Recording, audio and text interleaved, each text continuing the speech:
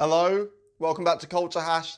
Today we're going to crack on. We're going to talk about the new track from Roux, International Woman of Leisure.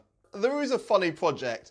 It started off originally as a duo between Ellie Jackson on vocals and Ben Langmaid behind the scenes. Together, Roux brought out their self-titled debut album in 2009. Aside from hit singles like In For The Kill and Bulletproof, which still sound great today, this is largely forgettable late 2000s electropop. The tracks mainly followed a rigid formula, and it felt like all of them employed these really squeaky, irritating synths. The album performed well commercially, with Bulletproof, the lead single, peaking at #1 on the UK singles chart. After this album, Ellie Jackson and Ben Langmaid went their separate ways, so Ellie Jackson became Roux, and the project went on a 5-year hiatus, something that's become something of a trademark for it. She came back with 2014's Trouble in Paradise, one of the best albums from that year. Ellie transformed the Roux sound on Trouble in Paradise, taking it even further into the 1980s with these shimmering synths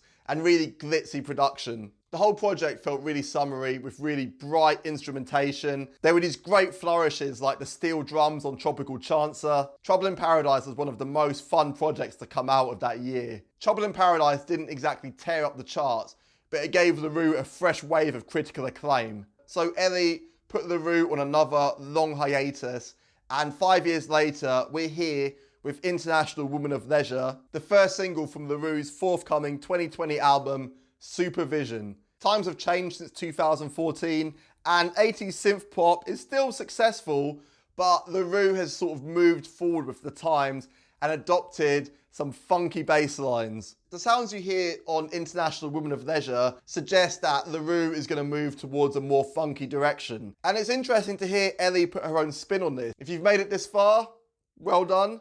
Consider subscribing if you like what you've seen, and join me next week when we'll talk about music.